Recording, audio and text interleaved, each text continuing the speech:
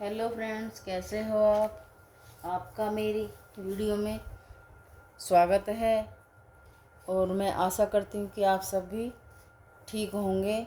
और मैं आपके सामने आपके लिए हिंदी व्याकरण से संज्ञा का टॉपिक लेकर आई हूँ। आप जल्दी मेरी वीडियो से जुड़ने की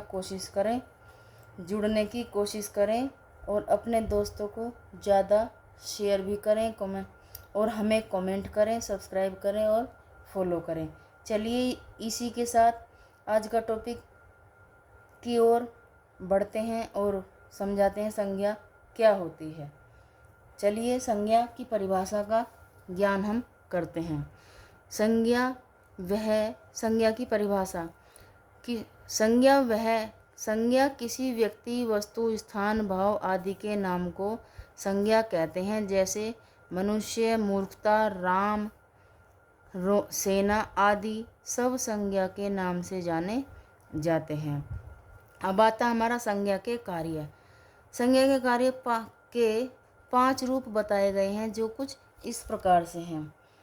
जैसे व्यक्तियों, नदियों, पहाड़ों, राज्यों, देशों, महादेशों, पुस्तक, पत्र, पत्रिकाओं, ग्रह, नक्षत्रों, दिनों, महीनों आदि के नामों का बोध होता है। संज्ञा के कार्य का पहला रूप बोध होता है। जैसे बलराम, गंगा, विंध्याचल, बिहार, रूस, एशिया, कामायनी, चंदा मामा आदि। ये हमारा पहला पॉइंट है। दूसरा पॉइंट देखते हैं। पशुओं, पक्षियों, सवारियों आदि के नामों का बोध कराता है। यह दूसरा पॉइंट पशु, पक्षियों, सवारियों आदि का बोध कराता है। जैसे गाय, कबूतर, जलेबी, साइकिल आदि। तीसरा पॉइंट देखते हैं हमारा कौन सा है। यह पॉइंट हमारा समूह का बोध कराती है। जैसे झुंड, सेना। झुंड 15-20 गायों का झुंड, भैंसों का झुंड, और सेना भी हमारी इतनी ही बड़ी होती है, 200, 100 से 150, 20 ऐसे। ये सब झुंड का बोध कराता है। चौथा पॉइंट आता हमारा किसी धातु या द्रव्य का। ये चौथा पॉइंट हमें किसी धातु या द्रव्य का बोध कराता है। जैसे सोना व चांदी। पांचवा पॉइंट देखते हैं हम। व्यक्ति या पदार्थों के भाव। व्यक्ति या पदार्थों के भाव, धर्म, गुण आदि इन सब का बोध कराता है। ये वाला पॉइंट हमारा। जैसे दया लड़की का नाम भी होता है, लेकिन ये वाली दया नहीं है। किसी के लिए, किसी पर हमने तरस खाकर, दया दिखाकर उसका हमने किसी भी तरह की कोई हेल्प करके उस पर दया दिखाई, ये वे वाली दया होती है। कृपा, मित्रता। जब भगवान जी हम पर प्रसन्न होते हैं तो वो हमारे ऊपर अच्छी कृपा करते हैं। मित्रता, उष्णता, चतुराई आदि। ये सब संज्ञा के कार्य के 5 रूप बताए जाते हैं। अब देखते हैं हम संज्ञा के भेद। संज्ञा के भेद भी 5 भागों में बांटे गए हैं। देखते हैं पहला भेद कौन सा है। व्यक्तिवाचक संज्ञा। अधिकतर एग्जाम में ऐसे ही इन्हीं भेद के अंतर्गत से क्वेश्चन निकल कर आते हैं और आपको एग्जाम में देखने के लिए मिलते हैं। इसलिए मैं आपको वही टॉपिक पढ़ाती हूँ जो कंपटीशन एग्ज़ाम से संबंधित है या उसमें से क्वेश्चन आंसर आ रहे हों। जैसे कि व्यक्तिवाचक संज्ञा किसी विशेष व्यक्ति या स्थान का बोध कराती है। व्यक्तिवाचक वह संज्ञा होती है जो किसी विशेष व्यक्ति या स्थान का बोध कराती है। जैसे गंगा, तुलसीराम, पटना, राम, हिमालय आदि। ये सब हमारे व्यक्तिवाचक के संज्ञा के नाम से जाने जाते हैं। जैसे हिंदी में व्यक्तिवाचक संख्या सर्वाधिक संज्ञा की व्यक्तिवाचक संज्ञाओं में निम्नलिखित नाम समाविष्ट किए गए हैं। हमारा इनका कहने का मतलब ये है कि व्यक्तिवाचक संज्ञा संख्या की सर्वाधिक व्यक्तिवाचक संज्ञाओं में निम्नलिखित यानी कि व्यक्तिवाचक संज्ञा के अंतर्गत संज्ञाओं में निम्नलिखित नाम समाविष्ट कर दिए गए हैं। जैसे देखते हैं हम कौन कौन से नाम हैं। नाम तो बहुत हैं, लेकिन सभी को लिखना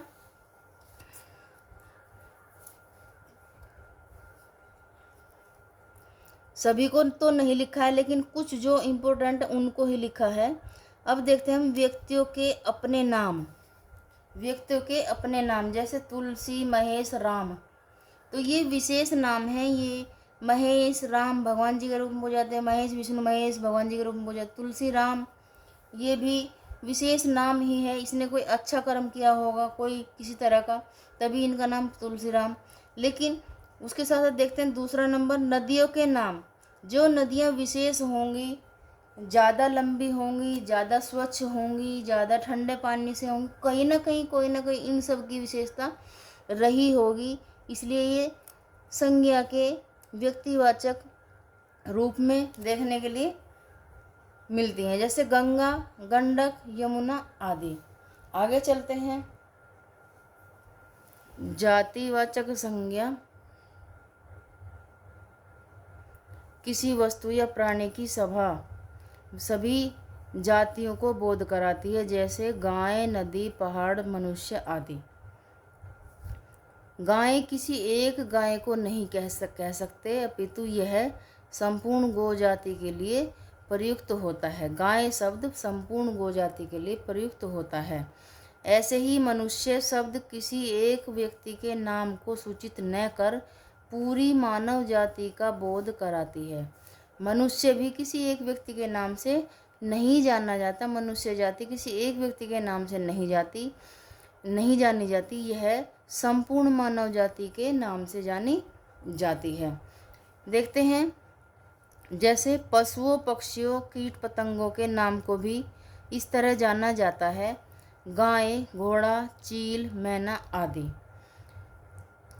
देखते हैं अब फलों, सब्जियों तथा फूलों के नाम भी इस प्रकार जाने जाते हैं। आम, केला, परवल, पालक, जूही। तीसरा नंबर आता है हमारा गहने, ओढ़ने बिछाने वाले सभी वस्त्र, आभूषण। ये सब जातिवाचक संज्ञा के अंतर्गत आते हैं।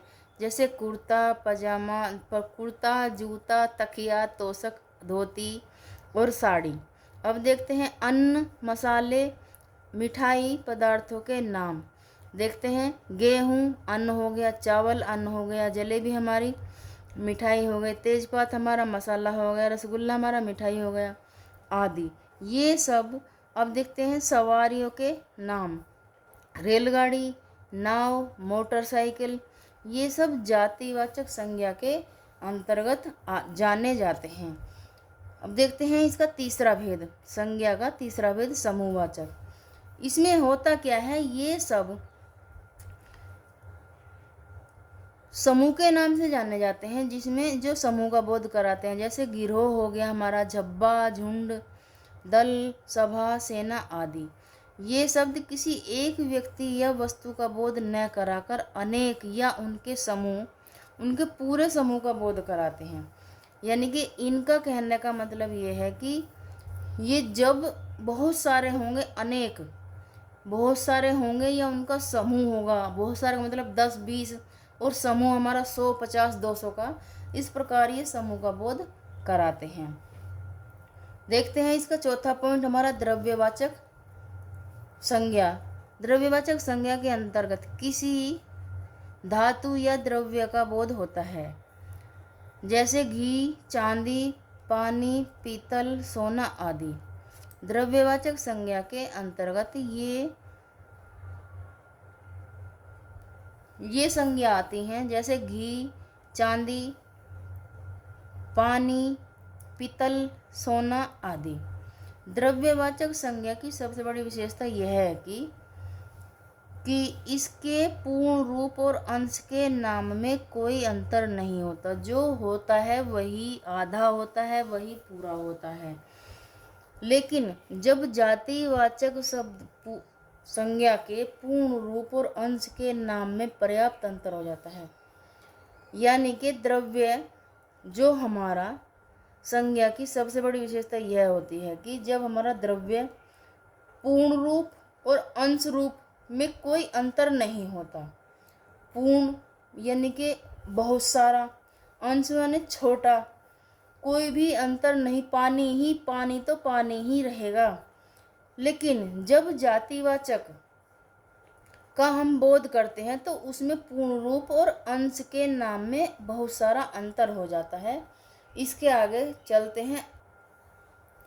जैसे देखते हैं कि द्रव्यवाचक शब्द क्या हो, संज्ञा क्या है। एक टुकड़ा सोना भी सोना ही होता है। अभी पीछे बताया था कि द्रव्य में यह विशेषता पाई जाती है कि पूर्ण अंश व पूर्ण रूप व अंश रूप में कोई अंतर नहीं होता। जैसे कि बताया है इसमें, एक टुकड़ा सोना भी सोना होता है और एक बड़ा खंड, खंड माने बहुत बड़ा, बहुत बड़ा भी सोना ही होता है। एक बूंद भी घी है और 1 किलो भी घी ही होगा। किंतु एक पूरे वृक्ष के टुकड़े को हम पूरा वृक्ष नहीं कह सकते। पूरा एक टुकड़े को हम पूरा वृक्ष नहीं कह सकते। उसे लकड़ी, सिल्ली, टहनी या डाली के नाम से कहेंगे कि हमने ये छोटी सी टहनी काट ली है, तो हम उसे पूरा पेड़ नहीं बता सकते कि हमने पूरा पेड़ काट लिया है। अब द्रव्यवाचक संज्ञा से निर्मित पदार्थ जातिवाचक होते हैं। द्रव्यवाचक संज्ञा से निर्मित पदार्थ ही जातिवाचक होते हैं। अब देखते हैं हम, पांचवा भेद हमारा आता है भाववाचक संज्ञा। तो भाववाचक संज्ञा व्यक्ति या पदार्थों के धर्म या गुण का बोध कराती है।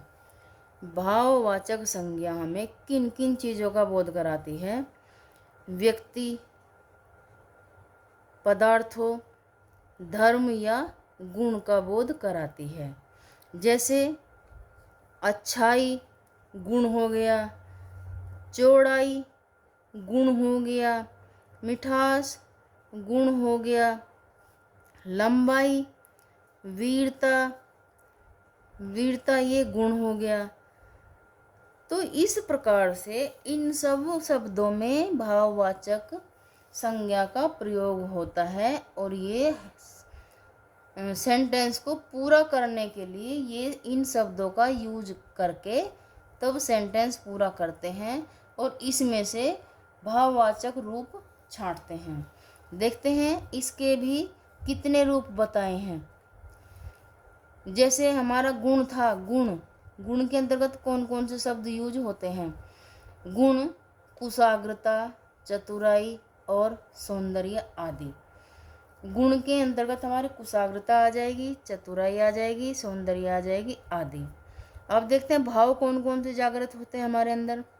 कर्पणता, मित्रता, शत्रुता। कर्पणता क्रूर, मित्रता दोस्ती, शत्रुता दुश्मन आदि। अवस्था देखते हैं, ये अवस्था होती है कौन सी? जैसे अब हमारा सेंटेंस आ गया कि मैं अब बूढ़ा हो गया हूँ, तो इसमें हमारी अवस्था आ जाएगी, तो हम इसे भाववाचक संज्ञा के अंतर्गत इस क्वेश्चन को कंप्लीट कर देंगे। अब देखते हैं अगला पॉइंट हमारा आता है माप। तो माप हमारी कौन कौन सी होती हैं? ऊंचाई, चौड़ाई, लंबाई। 3 हमारी माप होती हैं, ऊंचाई गुणा लंबाई गुणा चौड़ाई। अब आते हैं हमारी क्रिया। क्रिया में हम क्या कुछ कर सकते हैं? जैसे दौड़, धूप, पढ़ाई व लिखाई। क्रिया के अंतर्गत ये शब्द आते हैं, दौड़, धूप, पढ़ाई, लिखाई। अब देखते हैं गति के अंतर्गत क्या क्या आते हैं। गति पॉइंट के अंतर्गत गति हमारी कैसी होनी चाहिए? फुर्ती, शीघ्रता, सुस्ती। फुर्ती होनी चाहिए, शीघ्रता होनी चाहिए और सुस्ती होनी चाहिए। सुस्ती तो होनी नहीं चाहिए, लेकिन सेंटेंस के माध्यम से अगर आपको कहीं मिल जाए देखने के लिए तो आप अवश्य ही कर देना। अब देखते हैं स्वाद के माध्यम से बताया है कि स्वाद कितने तरह के होते हैं हमारे। कड़वापन, कैसलापन, तितास और मिठास। तितास। अब देखते हैं अमूर्त भावनाएं जो होती हैं हमारी, अमूर्त भावनाएं जो हमारे अंदर उमड़ती रहती हैं, तो वो कौन कौन सी होती है? करुणा, क्षोभ और दया। इस प्रकार आज की हमारी संज्ञा का टॉपिक यहीं पर समाप्त होता है। कल लेकर आऊँगी मैं संज्ञा से संबंधित प्रश्नोत्तर। आज की वीडियो में यहीं पर समाप्त करती हूँ। आप अपने दोस्तों को शेयर ज़रूर करना, सब्सक्राइब करना, कमेंट करना और लाइक करना, फॉलो करना। Thank you.